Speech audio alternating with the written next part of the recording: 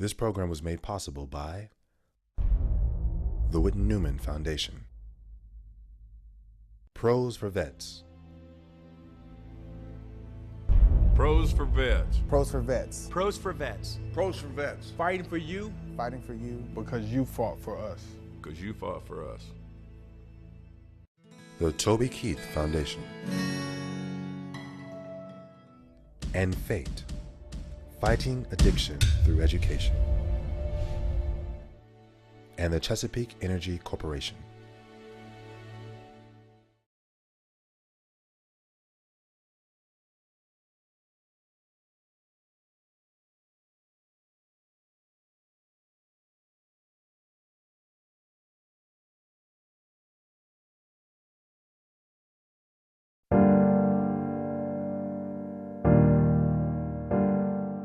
For over 300 years, Americans have been asked to lay down their lives for their country. Men and women once fought for a nation that was simply an idea, a dream.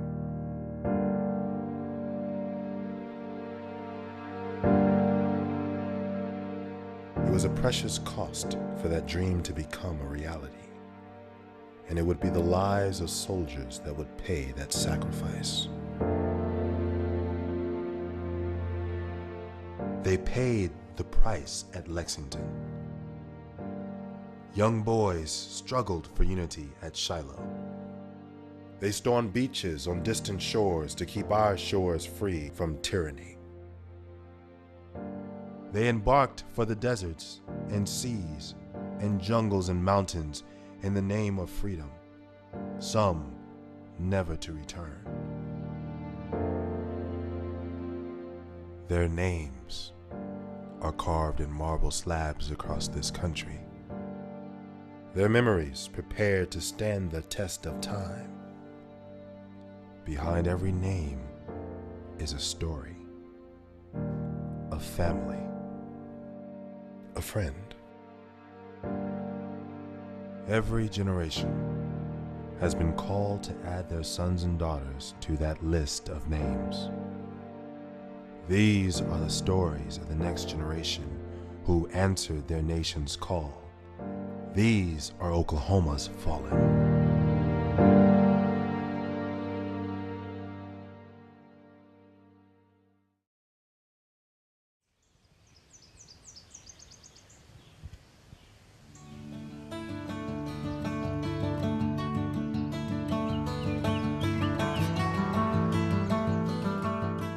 He was just a boy that liked to be out and do things. He played every sport he could play.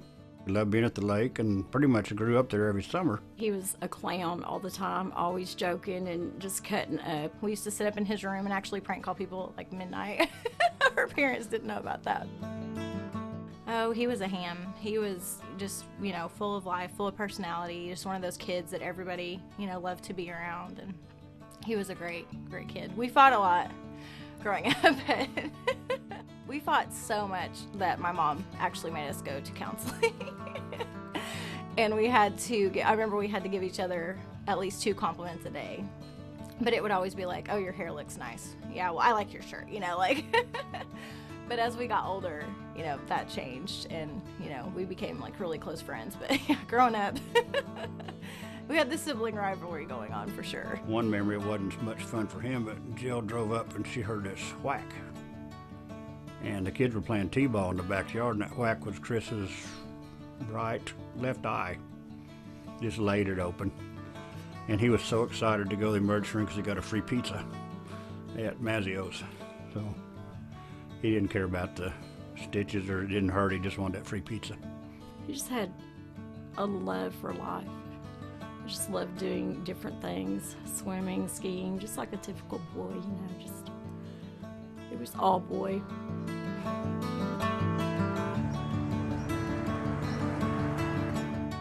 He's named after his father, David Timothy Wright II. His father goes by Tim. In school, of course, they always call you by your first name, and he answered here to David. And from 7th grade on, everyone called him David but us. But to us, he's Timmy. To family, he's Timmy. As a kid, he was a rough and tumble boy. Seems like he always had stitches. Something broke every summer. Timmy was always very competitive, always wanted to be the best of the best. As he got older, he was always very athletic, played baseball, played football, and one day they told him, you don't have to lift weights today if you want to try out for the track team. Coach Martin, he was the track coach, and he said, your son has a gift in the hurdles. He was offered a full ride scholarship to OU. He loved it. He loved to run. He's very fast.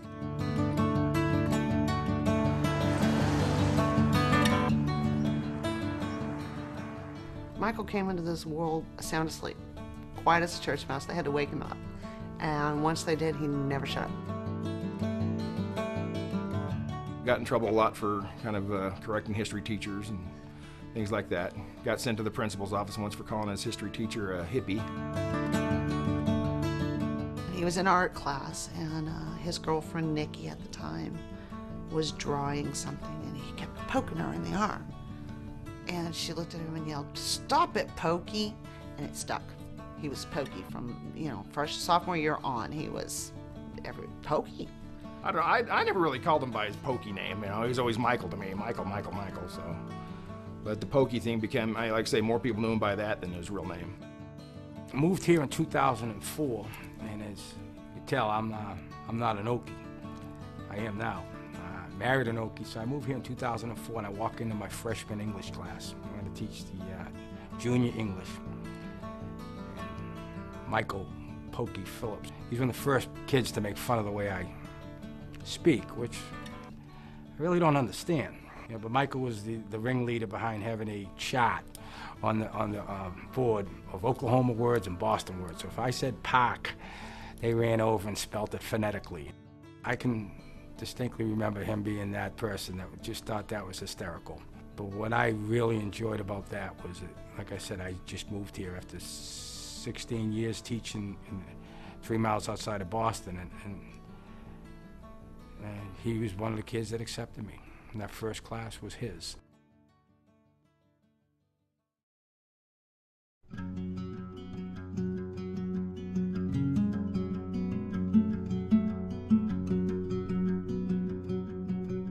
He was 2.5, and we had paper and pencil and Crayolas out on the table, and he was watching that, and he said, "Mama, draw me a shark." And so I did the figure 8 and put a fin on the back of it and pushed it back to him. He said, "No, draw a real shark." "Ryan, Mommy can't draw a shark. Here, you try."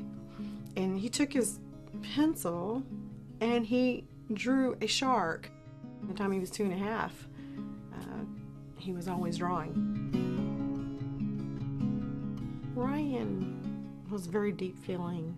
He had a lot of emotions, a lot of things that he dealt with and internalized, and he used his art as therapy. Right around the time that he would be allowed to enlist, we had 9/11. He said, "We've got to do something," and he said, "No, I've got to do something." He actually enlisted early and had to wait. He was a young man and he knew what he wanted, and we wanted to support that. Ryan always wanted to make a difference. He always wanted to do something bigger. So we always knew that he would probably go into the military. And then after the military, he talked about doing art.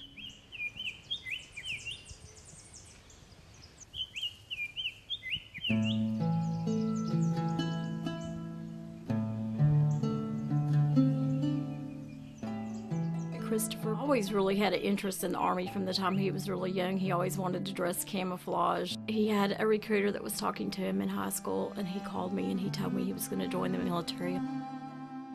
Of course, as a mother, the first thing I said was, "No, you don't want to do that. What if there's ever a war?" And his remark to me was, "Oh, Mom, there's never going to be a war." I was in the Air Force for 4 years. I said, that's really something you might think about, the Air Force. Give you something to do for 4 years. You can get your head on and straight, see what you might want to do. Okay, He comes back, I signed up in the Army. I'm going to be in the infantry. He excelled in everything he did in the Army. He got picked in basic for the 3rd Infantry Old Guard in Washington, D.C. That's the ceremonial unit of the 3rd Infantry that does all the burials at Arlington. They told us then that that was a mother's dream job for a soldier because they would never be deployed. He was dated a gal from Maryland for years when he was in D.C. I said, Chris, you need to come home and get an Oklahoma girl, and he did. My sister had called me one night, and she was like, hey, I want to go over. Chris is in town. I want to go over to Leah's house, which is his cousin. I want to go over there and see him. And I was like, okay, I didn't know him. I had no idea, so I was like, fine, let's go. We just talked all night and had fun, and we sat on the curb outside Leah's house and talked for like 3 hours. He had to go back to DC the next day, so I didn't hear from him for a long time. Well, he came back to Oklahoma like 2 months later and called me, and I was like, okay. He was like, hey, let's go on a date. So we went to Applebee's and hung out and all this, and we talked forever, and I had never really had that kind of connection with anybody. He lured me in with his humor and goofiness. He was so funny. He was the funniest guy I'd ever met. I mean, no matter what, you could be in the worst mood possible, and he would say something to make you laugh. And I think that was just, honestly, that was the best thing about him. He just, no matter what, and he could look at you, and you could, just by looking at you, he'd make you smile.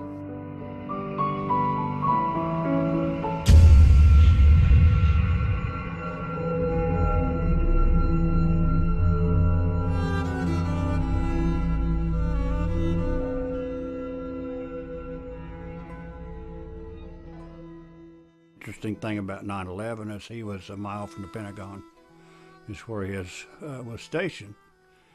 And for, I believe, 30 days, him and his company spent 12 hours a day in the Pentagon getting the bodies and stuff out. They didn't get to go back to their to the fort they were stationed at. They lived in tents on the ground of the Pentagon, and he called me every night, a lot of times in tears. You could just feel the emotion that he said, I can't stand any more dead bodies, and I don't want to smell jet fuel again. We got to him, he said, 12 hours, he said, you're picking up pieces of people and rib cages, and he said it's hard. But after 9/11, that was it. He just said, I'm gonna go get him. He knew when he re-enlisted that he would be sent to Iraq, and that's what he wanted to do. Because he had friends that were dying over there, and he called me, and he said, Mom, my friends are over there, and they're dying and fighting for their country, and he said, I want to go, and I want to be a part of that. He just said, they're not going to do this to my country, and he was gone. And at that point, we were still dating. It wasn't like we were engaged or anything like that. He was like, but I just volunteered to go. He felt like his job was to serve the country. And it wasn't just that it was his job, it was what he loved to do. He called me and he was like, I'm coming down to Oklahoma. And I was like, how? You don't have any leave. What's going on? He was like, well, I'm just going to come down and see you again before, we start planning all this deployment stuff. So he comes down and we're driving down the road and he's like, hey, Kelly, will you grab my bag? It's in the back of the seat. And I was like, yeah. So I reach in there and I pull out this red bag, and it's a Helzberg jewelry bag. And I'm like, what are you doing? He goes, will you marry me? And I was like, are you kidding me? I was like, pull the car over. So I'm freaking out, I'm crying, and he's like, I know I want to be with you, and I just think we need to get married. And I was like, okay, but you're leaving for Iraq in 2 months. And he was like, so? I think we should get married. And so we're like, okay, fine. Let's just get married. We got engaged in November, married in December, and he left in January to go to Iraq. So we didn't have very much time to spend together, but I mean, we knew we were in love, so we were just like, you know what? We're gonna do it now, we're gonna get it over with, and just be able to spend the rest of our lives.